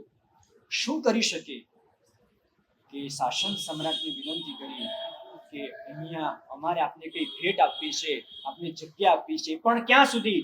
આપની નજર જ્યાં સુધી પહોંચે એટલી જગ્યા આપને લેવાની. અમે તો આપને જ ભેટ આપવાના છે. ત્યારે શાસન સમ્રાટ ત્યારે કહે છે હું તો જૈન સાધુ છું, સાધુના નામ પર કઈ જળ અને જમીન ન હોય, માટે એવી એક વ્યવસ્થા કરીએ. હજુ તો આટલું બોલે છે ત્યાં પેલા કામળિયા દરબારો બોલે છે મહારાજ અમે પણ સાંભળ્યું છે કે અકબર બાદશાહે જગતગુરુ હીરસુરી મહારાજને જમીન ભેટ આપી, એમને સ્વીકારી, તો તમે કેમ ન સ્વીકારો? ત્યારે આ મહાપુરુષના હૃદયમાંથી ઉદ્ગાર નીકળ્યા, એ જગતગુરુ હીરસુરી મહારાજ હતા, એ મહાપુરુષ હતા, એમનું અનુકરણ મારે ન કરાય. હું તો એમના ચરણની રજ બરાબર પણ નથી. વર્તમાનમાં કલિકાલ સર્વજ્ઞના અનુકરણ થાય, વર્તમાનમાં જગતગુરુ હીરસુરી મહારાજના અનુકરણ થાય. એમને આ કર્યું, તમે કેમ ન કરી શકીએ? અને ત્યારે શાસન સમ્રાટે આણંદજી કલ્યાણજી પેઢીના નામે એ જગ્યા લીધી. પોતાના નામ પર પોતાના ભક્તોને ઉભા કરીને જગ્યા લઈ શકતા હતા, પણ સંઘનું હિત શેમાં છે? સાધુનું કર્તવ્ય ને સાધુની જવાબદારી શું છે? બસ આ બધા પ્રસંગો ખૂટેવા નથી. બસ આ મહાપુરુષોના ગુણોથી આપણું હૃદય ભીનું થાય. હું તમને ખાલી વ્યક્તિગત શાસન સમ્રાટ માટે નથી કીધું. જેટલા મહાપુરુષોએ આ શાસનને અજવાળ્યું છે, આ શાસનની જ્યોતને જીવંત અને જાગતી રાખી છે, એ બધા જ મહાપુરુષો પ્રત્યે આપણા હૃદયમાં એક બહુમાન હોવું જોઈએ. સારું બોલતા આવડે, બે ચાર પ્રસંગો થઈ જાય, આપણે ગાંડા અને ઘેલા થઈ જઈએ. થોડુંક સમજણનું ક્ષેત્ર વિકસાવવાની જરૂર છે. થોડા આપણા જ્ઞાનના સ્તરને આપણે એક લેવલ કરવાની જરૂર છે. ખરેખર સમજીએ કેવા કેવા મહાપુરુષા બલિદાન આપેલા છે. બસ એ શાસન સમ્રાટ શ્રીના ચરણોમાં આપના જેવા ગુણો આવે એવી વાત નથી કરવી, આપનો આદર્શ અમે રાખી શકીએ એવી વાત નથી કરવી. બસ આપે જે કરેલા કાર્યો છે, આ સાતે સાત ક્ષેત્રોને આપણે જે જીવંત બનાવ્યા, એ ક્ષેત્રોની જીવંતતા અમે અનુભવી શકીએ અને જીવંતતાને અમે જાળવી શકીએ. એ જ આજે એમના શ્રી ચરણોમાં મંગલમય અભ્યર્થના. નામ વિશેષણ આ કોઈ નામ નથી, આ કોઈ વિશેષણ. જીવંત જિંદગી જે જીવી ગયા, અચ્છા અક્ષરમાં સમગ્ર જીવન નજર સામે વિશેષણો તો ઘણા બધાને લાગે છે, પહોંચી પણ લગાડે છે, પોતાના માણસો પાસે વિશેષણ લગાવડાવે છે.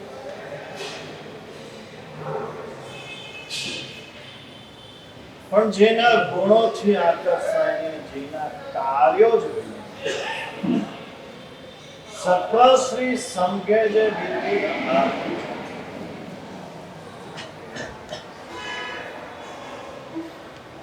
આવા મહાપુરુષ સેંકડો નહીં હજારો વર્ષો પછી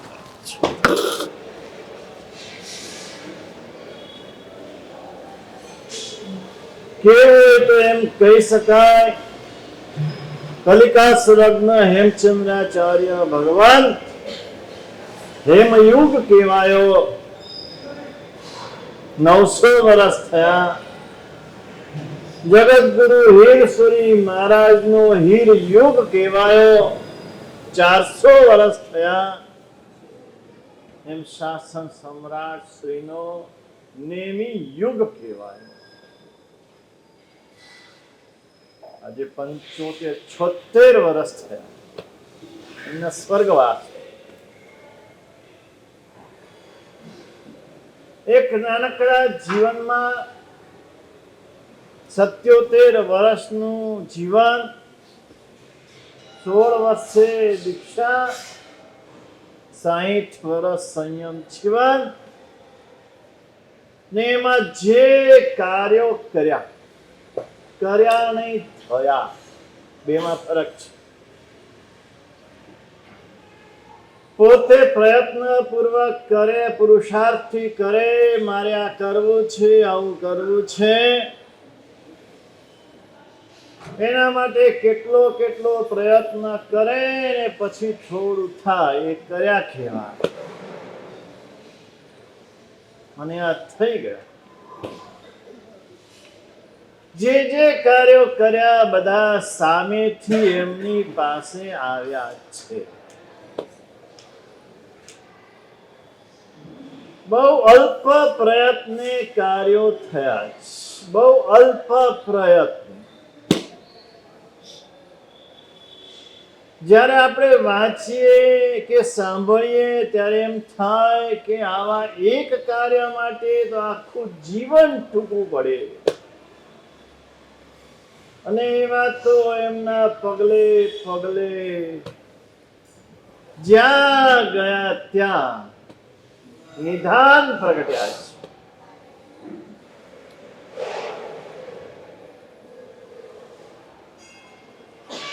થોડા વર્ષ પહેલાની વાત છે.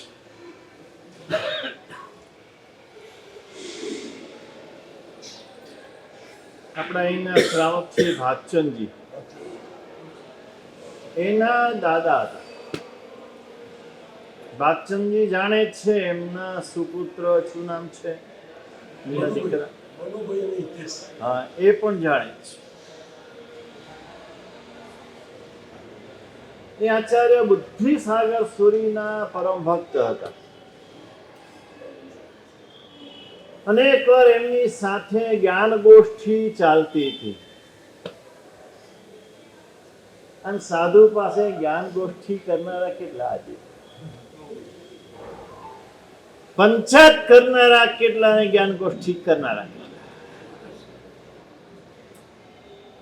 બહુ દુઃખ થાય છે, દર્દથી બોલું છું. પંચાયત છોડો, કાંઈ નથી મળવાનું અને કાંઈ વળવાનું પણ નથી. હમણાં કીધું ને એમ નાની નાની વાતમાં તો આમ કલાકો ને દિવસો આપણે કાઢીએ પંચાયત કરવામાં. આમ કરીને આમ નિર્ણય લેવાનો હોય અને નિર્ણય ન લઈ શકીએ અને આમ કરો ને આમ કરો ને આમ ના કરો ને આમ ના કરો ને, એ વ્યક્તિ કોઈ કામ કરી શકે નહીં. શક્ય જ નથી, કોઈ શક્ય નથી. ગમે તેવી બાસ મારતો હોશિયારી મારતો હોય, હું છું ને હું આમ કરું ને હું તેમ કરું, ન કરી શકે. આમ નિર્ણય થવા જોઈએ.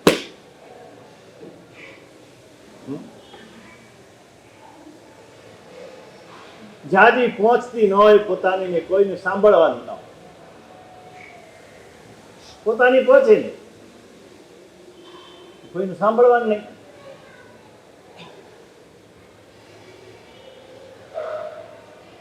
એ શ્રાવકો પણ એવા હતા.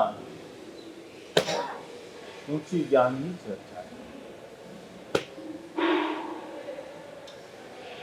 અને ઘણી બધી વાતો કરતા કરતા એક એમને વિચાર આવ્યો ને આચાર્ય બુદ્ધિસાગર સુરીશ્વરજી મહારાજ સાહેબને પૂછ્યું કે આ કાળના યુગ પુરુષ કોણ છે?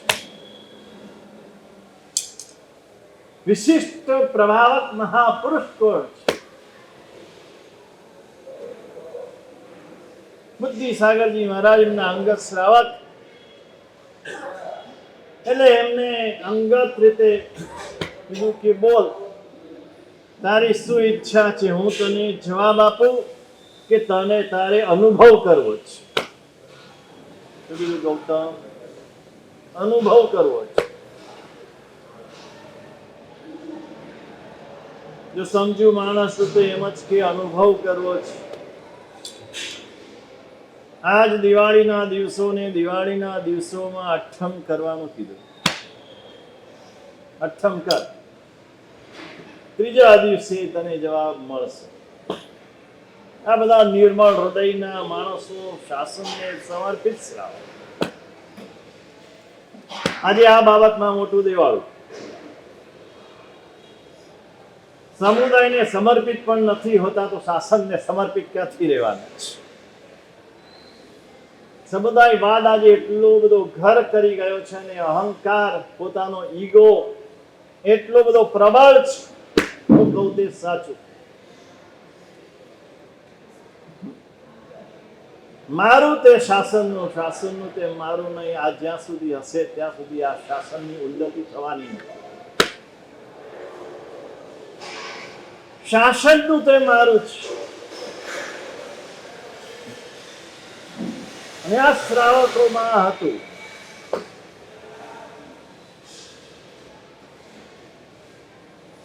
મારા સાહેબના શ્રાવક હતા. શ્રાવકની વાત નીકળી એટલે કહું, માકુભાઈનું નામ આપણે જાણીએ છીએ. આજ અમદાવાદની વાત છે. માકુભાઈ શેઠ, જેણે અમદાવાદથી, રાજનગરથી શત્રુંજય અને ગિરનારનો છરીપાલક સહિત 15,000 યાત્રિકો સાથે 1500 તો ગાડા હતા, 500 સાધુ સાધ્વી હતા. વિશાળ સંઘ કાઢ્યો હતો. આજે પણ ખાનપુરમાં એમનો બંગલો છે. માકુભાઈ શેઠના પિતાજી મનસુખભાઈ ભગુભાઈ, કેવા સમર્પિત શ્રાવકો. મારા સાહેબે જે કંઈ કાર્ય કર્યું, વિશિષ્ટ કર્યું, વિશિષ્ટ દ્રષ્ટિપૂર્વક કર્યું. મારા સાહેબ થયા ત્યાં સુધી સાધુ વિશિષ્ટ પ્રજ્ઞાવાન સાધુને ભણવા માટે કાશી જવું પડતું હતું. ભણવું હોય તો કાશી જવાનું. ન્યાય, વ્યાકરણ, સાહિત્ય, દર્શન આ બધો અભ્યાસ કાશીના પંડિતો પાસે કરવો પડતો. મહારાજ સાહેબે શરૂઆત કરી. કાશીના અને દક્ષિણના પંડિતોને અહીં બોલાવ્યા, પોતાની પાસે રાખ્યા. 3 પંડિતો કેતન જોડે ને જોડે રહેતા. 8 આચાર્યોને તૈયાર કર્યા.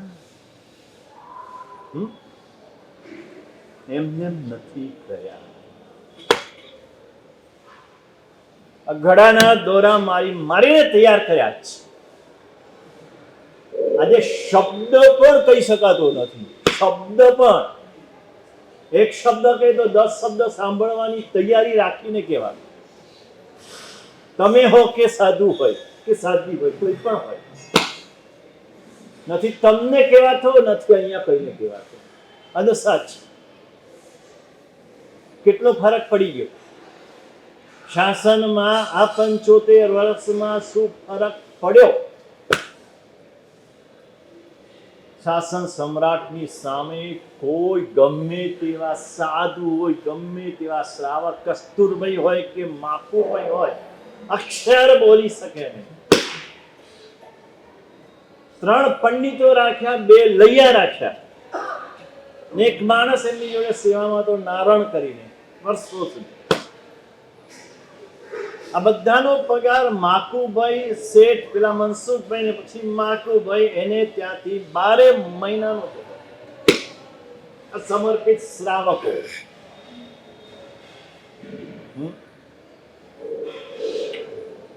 ચડાવા બોલવા જુદી વાત છે, તમારી વાવા કરવી જુદી વાત છે. અને ગુરુને સમર્પિત થઈને ગુરુના કાર્યમાં બધી રીતે સહાયક થવું. આ સાધુ એમને તૈયાર નથી થતા. આ બધું જ જોઈએ.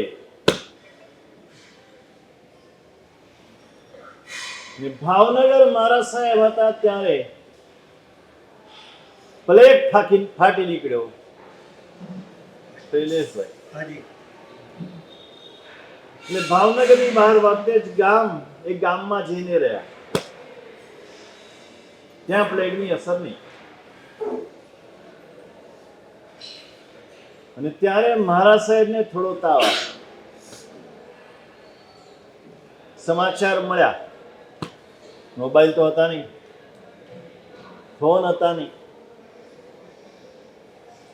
છતાં સમાચાર તરત મળી ગયા. નાકુભાઈએ તરત ભાવનગર જણાવ્યું. ત્યાંથી ડોક્ટર ગયા, પણ એમને સંતોષ ન થયો. મનસુખભાઈને એને સંતોષ ન થયો. પોતાના પુત્ર માકુભાઈ પણ બીમાર હતા, એને પણ તાવ આવતો હતો. એની સેવામાં જમનાદાસભાઈ ડોક્ટર કરીને હતા. એને ત્યાંથી રવાના કર્યા મારા સાહેબની સેવામાં વર્તે. ડોક્ટર કે આ તમારો દીકરો એકનો એક આ બીમાર છે, પરિસ્થિતિ ગંભીર છે, અહીંયા રહેવાની જરૂર છે. અને ત્યારે મનસુખભાઈના જે શબ્દો છે, આ બધું કોતરી રાખવા જેવું છે. નેમિસુરી દાદા એમને નથી થયા. કેટલા સાધુ ઉદય અને નંદન જેવા એમના શિષ્યોનો સંપૂર્ણ ભોગ. મનસુખભાઈ, માકુભાઈ જેવા શ્રાવકો, અમરચંદ જસરાજ ભાવનગરના, જેસરના કામદાર ભગવાનદાસ મેઘજી, એક શ્રાવકો સમર્પિત. ત્યારે શાસન સમ્રાટ થાય છે. પણ આવા સમર્પિત શ્રાવકો નથી મળતા. શૈલેષ, હા, એમની જ વાત છે. સમર્પિત તો બહુ ઓછા. પોતાની ઈચ્છા પ્રમાણે કાર્ય કરનારા આજનો 99.99% પોતાની ઈચ્છા પ્રમાણે કાર્ય કરનારા, ગુરુની ઈચ્છા પ્રમાણે કરનારા 0.1% પણ આજે નથી. કેમ શાસન સમ્રાટ નથી થતા? થાય, આજે થાય. 8 વર્ષની ઉંમરે દીક્ષા લેનારા વિશિષ્ટ પ્રજ્ઞાવાન સાધુઓ છે, વિશિષ્ટ શક્તિશાળી છે, પણ ઉદય નંદન ક્યાંથી? નાકુભાઈ, મનસુખભાઈ કામદાર, અમરચંદ જસરાજ, આ શ્રાવકો ક્યાંથી લાવવા? આજે એક નહીં અનેક શાસન સમ્રાટ જન્મી શકે એમ છે. મુનિરાજસિંહ ઉદયરત્ન મહારાજ જે અત્યારે ગીતો રચવામાં ભગવાનની ભક્તિના ગીતો સરસ મજાના રચે છે, એમણે ગયા વર્ષે ગીત બનાવ્યું શાસન સમ્રાટ ઉપર. શું છેલ્લી પંક્તિ શું હતી? આજ જરૂરત લાગે, શાસન સમ્રાટ તમારી આજ જરૂરત લાગે. હા, પણ મારે એ કેવું છે, શાસન સમ્રાટ તો આજે છે, દરેક સમુદાયમાં છે. જરૂરત આ શ્રાવકોની છે, આ શિષ્યોની જ.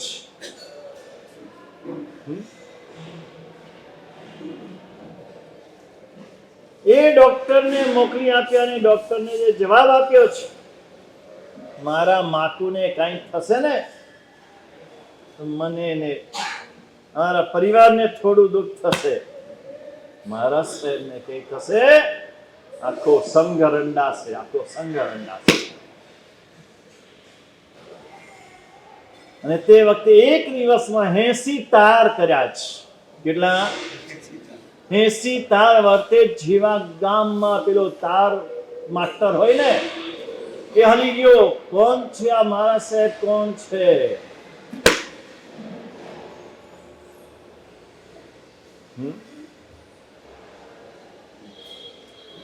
આ શાસન સમ્રાટ કોણ હતા? અને પછી બુદ્ધિસાગરજી મહારાજે જ્યારે કીધું ત્યારે એમને અઠ્ઠમ કર્યો. અઠ્ઠમ કર્યા પછી ત્રીજા દિવસે એક આકૃતિ દેખાયા, મૂવી આકૃતિ. રાત્રે સ્વપ્નના દર્શન આપ્યા અને એ જે આકૃતિ દેખાય એ શાસન સમ્રાટની હતી. કોને? બુદ્ધિસાગરજી મહારાજ સામે શ્રાવક, ને શ્રાવકને સપનામાં આકૃતિ, આ કાળના યુગ પુરુષ.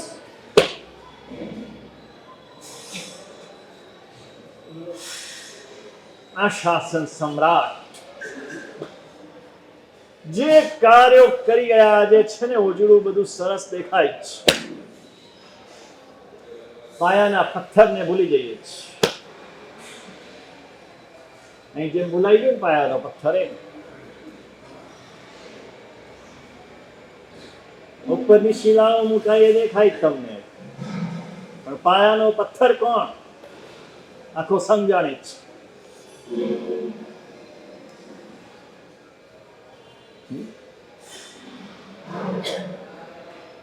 શાસન સમ્રાટે આ વર્તમાન શ્રી સંઘનું જે કઈ ઉજળું દેખાય છે, સારું દેખાય છે, આ બધું આજે થતી અંજન સલાકા પ્રાણ પ્રતિષ્ઠા વિધિ લુપ્ત થઈ ગઈ, જાગૃત થઈ. કોઈ કરતું નતું, ડરતું તું. સાધુ ડરતા, આચાર્યો ડરતા, ના કરાય, શું થશે? એવા નિડર, એવા સાહસિક. શું થવાનું હતું? અને કરી એટલે કેવી કરી? હમણાં કીધું એમ આમ વાસક્ષેપ કરે અને અગ્નિ પેટે. 1,00,000 માણસ કદમગીરીની પ્રતિષ્ઠામાં અને એક નાના કડુઈ વાવ, એનું પાણી પૂરું પાડવાનું આ ટેન્કરો તો હતા નહીં, ડેમ નતો. અને એમાં હસ્તક્ષેપ કર્યો, 1,00,000 માણસને પાણી પૂરું પડ્યું.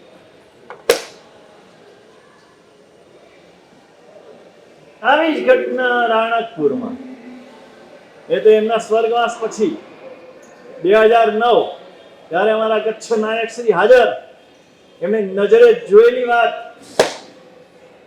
અને એમણે એ ઉંમરે, એમની 2005માં હેમચંદ્ર સુઈવાની દીક્ષા થઈ અને 2009 એ દીક્ષાની શરૂઆતની વાત. 5માં એમની ઉંમર હતી 11 વર્ષની, એટલે 9માં 4 વર્ષ વધારે, 15 વર્ષની ઉંમર. ત્યારે સંસ્કૃતમાં કાવ્ય લખ્યું છે. કોણે? આ હેમચંદ્ર સુરી મહારાજ, રાણકપુરની પ્રતિષ્ઠા માટે. ત્યાં પણ 1,00,000 માણસ ભેગું થયેલું, 1,00,000 માણસ. ત્યારે ઉદયસુરી મહારાજ હતા, શાસન સમ્રાટનું કાળ થઈ ગયો 2005માં. આ રાણકપુરનું કાર્ય પણ શાસન સમ્રાટ શ્રી હતા તો થયું છે, નહીતર આજે એ જ સ્વરૂપે રખડતું હતું. શું દીર્ઘ દ્રષ્ટિ! ત્યાં સુધી ઘણા ગયા છે રાણકપુર, પણ કોઈની હિંમત ન ચાલે જંગલમાં આવું કામ કરવાનું. હમણાં કીધું ને એમ બધું ખંડિત થઈ ગયેલું. મૂર્તિઓ આમ ગમે ત્યાં રખડતી હતી. પીપળા ઉગી ગયેલા, વેલા થઈ ગયેલા, સાપના રાફડા, સાપ ફરતા હોય, વીછી ફરતા હોય, નોળિયા ફરતા હોય જંગલમાં. શાસન સમ્રાટે કસ્તુરભાઈને બોલાવ્યા, કારણ કસ્તુરભાઈ ઉપર એમનો ઉપકાર. નૈષદ ચરિત્ર મહાકાવ્ય સંસ્કૃતમાં છે. કસ્તુરભાઈ લાલભાઈને શાસન સમ્રાટે ભણાવેલું. કેતન, એક નૌકારનો અર્થ તો કરો, બીજું બધું જવા દો. જેટલા ટ્રસ્ટી છે બધાએ નૌકારનો અર્થ અવશ્ય આવડવો જોઈએ, તો ટ્રસ્ટી થઈ શકે. શરૂ કરો. સહેલામાં સહેલું પેપર બતાવું છું, એકદમ સહેલું પેપર. નૌકાર તો આવડે છે, નૌકારનો અર્થ ખાલી શીખવાનો, 68 અક્ષરો, પછી એ ટ્રસ્ટી થઈ શકે. અને મારી પાસે કરવાનો તો યોગ્ય હોય ને 68 કલાકમાં કરાવું, યોગ્યતા ઓછી હોય તો 68 દિવસ લગાડું, એનાથી ઓછી યોગ્યતા હોય તો 68 મહિના લગાડું અર્થ સમજાવવામાં. ત્યાં સુધીમાં યોગ્યતા આવી જાય.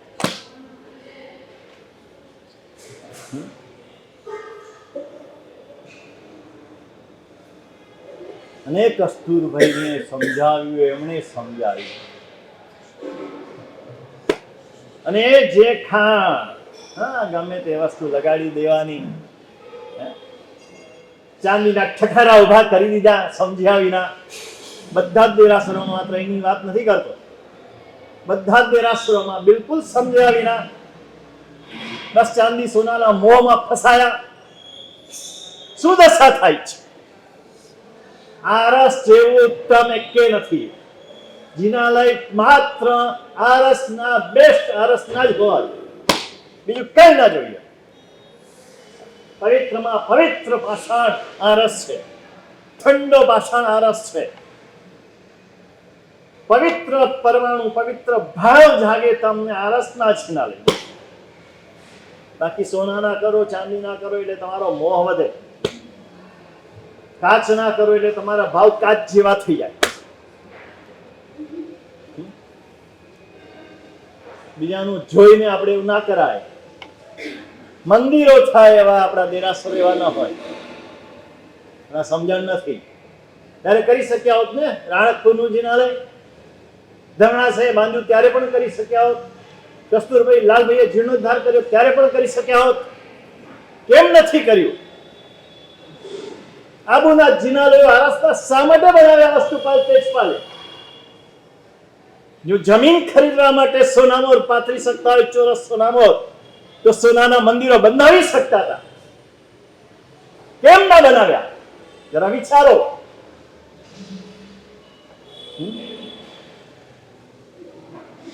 નથી, વિચાર શક્તિ પણ ખલાસ થઈ ગઈ છે. અને એ જ આરસની ખાણ ખોદાવી, એ જ આરસની બંધ થઈ ગયેલી એ આરસ કઢાવ્યો અને એવું જ કામ કરાવીને રાણકપુરનું જનાલય બન્યું. અને 2009માં પ્રતિષ્ઠા થઈ ત્યારે પણ 1 લાખ માણસ ભેગું થયેલું.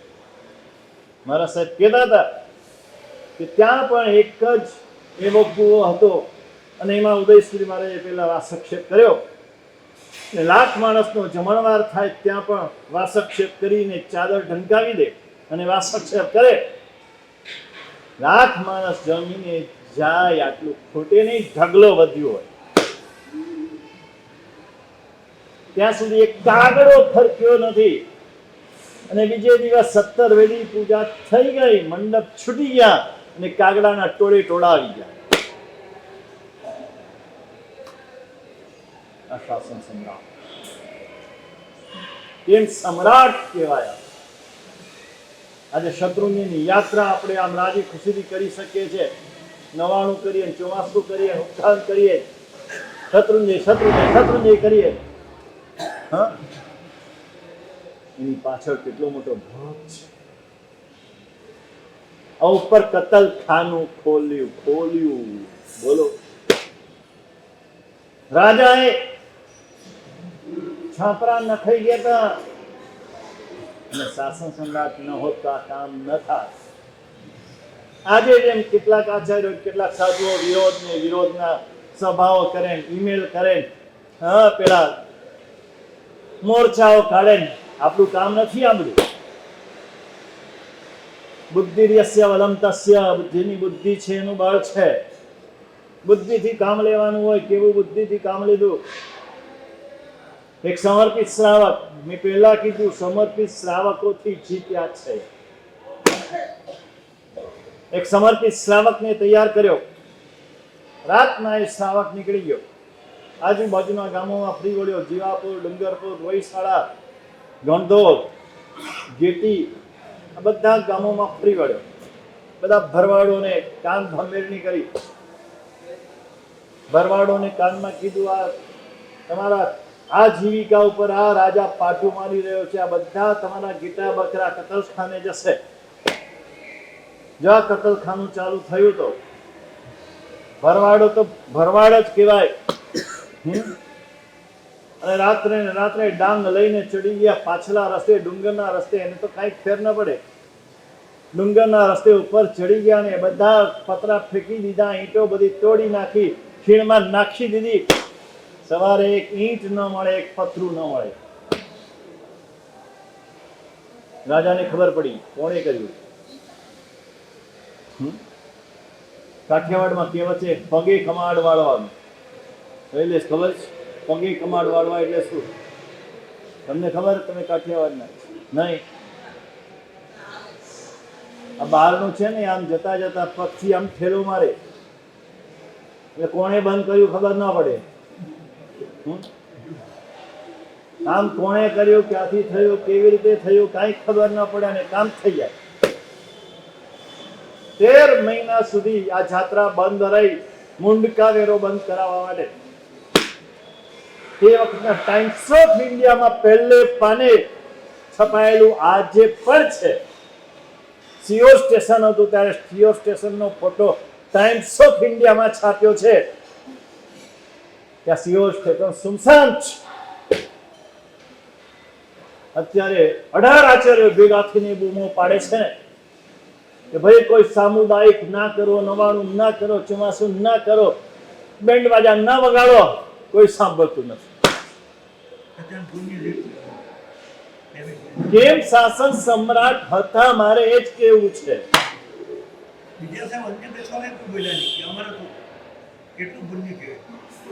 એક અવાજ અને સંઘમાંથી એક પણ વ્યક્તિ યાત્રા કરવા 13 મહિના સુધી ગયો નથી.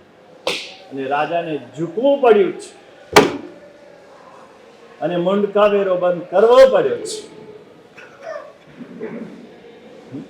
આવા તો એક તીર્થની વાતો તમે સાંભળો. કાપડલાજી તીર્થ રાજસ્થાનની અંદર બધા યાત્રા કરવા બધા ઉપડી જાય દિવાળીમાં. પણ એની પાછળ કેટલો ભોગ છે. ત્યાં બકરાનો વધ થતો. અંદર દેરાસરમાં ભગવાનની સામે એના ભેરુજી સ્થાપન કરેલા, કોઈની તાકાત નહીં અડી શકે. શ્રાવકો બધા ડરે, પણ અંદરથી દુઃખ. શાસન સમ્રાટ પધાર્યા એટલે વિનંતી કરી, સાહેબ પધારો, આવી પરિસ્થિતિ છે. ગયા, પ્લાન કર્યો આખો. ફરી કહું, બુદ્ધિ યસ્ય બલમ તસ્ય, બુદ્ધિ હોય તો વાપરજો શાસન માટે, તમારા સ્વાર્થ માટે નહીં, તમારી હોશિયારી માટે નહીં, તમારી ચાલાકી ને તમારી ચબરાકી માટે નહીં, બીજાને છેતરવા માટે નહીં, શાસન માટે વાપરજો તો વધશે. પ્લાન કર્યો આખો. પ્લાન કરીને કોઈ શ્રાવક ત્યારે તૈયાર ન થયા, ભેરુજીને ઉઠાવવા. સાધુને તૈયાર કર્યા, સાધુએ ઉઠાવીને બાર મંદિર બનાવીને સ્થાપન કરી દીધા. આખો વચી ગયો, આદિવાસીઓ આવી ગયા, તીર કામઠાને ભલા લઈને આવી ગયા. આ બધી તૈયારી કરેલી હતી, દરવાજા બંધ કરી દીધા હતા, પોલીસને બોલાવી લીધા હતા. પોલીસ આવી ગઈ હતી, પોલીસનો ચોકી પેરો ગોઠવાઈ ગયો હતો. ને પછી કેવડાવ્યું, આવો મંત્રણા કરવા માટે આવો. કોઈ ડર નથી, ડરપોક માણસ કઈ ના કરી શકે. શાસન ચલાવવું હોય તો ડર ન ચાલે, ભય ન ચાલે, તો જ શાસન ચાલી શકે. બોલાવ્યા આદિવાસીને, એની સાથે મંત્રણા કરી, સમજાવ્યા, તમારા માટે સરસ મંદિર બહાર બનાવી દીધું, તમારા ભેરુજીની તમે આરાધના કરો, મારા ભગવાનની અમે આરાધના કરીએ. આદિવાસીઓ માની ગયા, સુખપૂર્વક પછી આખો જીર્ણોદ્ધાર કર્યો. 4 મજલાનું દેરાસર આખું બનાવ્યું, સ્વયંભૂ પાસનાર ભગવાન. અને હમણાં છેલ્લે એનો પાછો ઉદ્ધાર થયો. મારા આચાર્ય સોમચંદ્ર શ્રી મહારાજના શુભ હસ્તે એની પ્રતિષ્ઠાને જીર્ણોદ્ધાર થયા. આવા તો કેટલા અઢળક કામ. વાંચજો, આ શાસન નહીં મૂકી છે ને છોકરી. શાસન સમ્રાટ પ્રવચન માળા મારો ગુરુ ભગવંતે વિક્રમ સંવત 2055 જ્યારે અર્ધ શતાબ્દી વર્ષ હતું ત્યારે આંબાવાડીમાં પ્રવચન માળા કરી હતી. અને પ્રવચન માળાનું પુસ્તક છાપવામાં આવ્યું છે, વાંચજો. મૂળભૂત શાસન સમ્રાટ એ નામે એમનો સ્મૃતિ ગ્રંથ અત્યારે શીલચંદ્ર સૂરી મહારાજે લખેલો છે. નંદન સૂરી મહારાજે લખાવ્યો હતો અને શીલચંદ્ર સૂરી મહારાજે લખ્યો છે, એ પણ વાંચજો. ખ્યાલ આવશે ખરેખર વાત થઈ ગયા ને શાસન કેવી રીતે ચલાવાય ને શાસન આપણા સુધી કેવી રીતે પહોંચ્યું. આ મહાપુરુષનો આપણા ઉપર કેટલો મોટો ઘાત છે. આ શાસનને આજ સુધી આટલા 2500 વર્ષથી વધારે વર્ષ સુધી આપણા સુધી પહોંચાડનાર આવા બધા મહાપુરુષો હતા. એ મહાપુરુષ ન હોત, આપણી કોઈ તાકાત નથી, કોઈ શક્તિ નથી કે આપણે આ શાસનને સ્પર્શી પણ શકીએ. ઓળખવાની વાત તો દૂર છે, સ્પર્શી પણ ન શકીએ એ સ્થિતિ આપણી. આજે એ બધા મહાપુરુષો થયા તો આજે કંઈક શાસનને પામવાનું થયું. આજે એમના ચરણમાં એક સ્વરૂપે વંદના કરીએ, એના ઉપકારનું સ્મરણ કરીએ. આપે જે રીતે આ શાસન માટે સમર્પિત થયા, અમારા હૃદયમાં પણ એવો શાસનનો રાગ પ્રગટાવજો. શાસન મારું, હું શાસનનો આવો અંતરનાદ અમારા હૃદયમાં પણ પ્રગટે શાસનને માટે. બસ એ જ આપના ચરણ કમલમાં ગુરુસ્તુતિ કરી લઈએ. એકલી ત્યાંથી બોલીશ, બીજી બધાને બોલવાનું. અહો યોગને ક્ષેમનાપનારા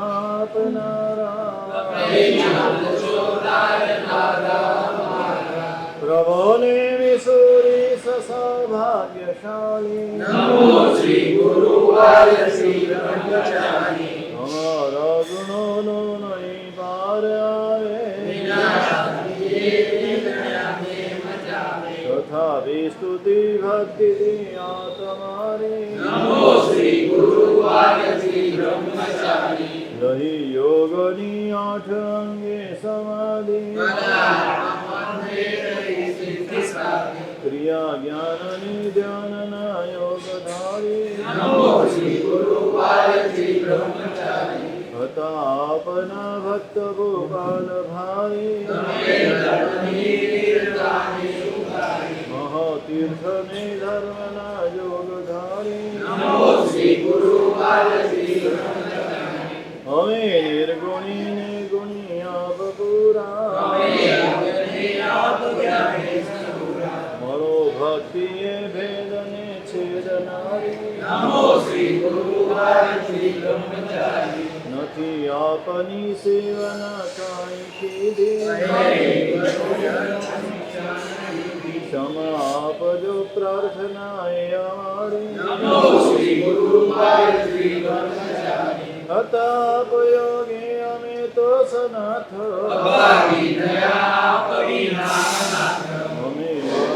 એક સેવા તમારી હવે પ્રેમથી બોધે કોણ દેશે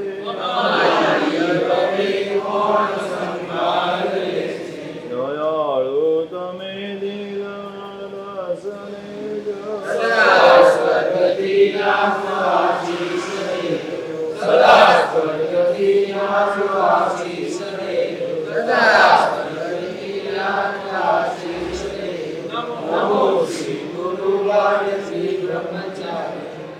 શાસન સમ્રાટ બાળ બ્રહ્મચાર્ય આચાર્ય શ્રી નેમી સરસ્વતી સર્વ મંગલાંગલ્યં સર્વ કલ્યાણકારણં સર્વ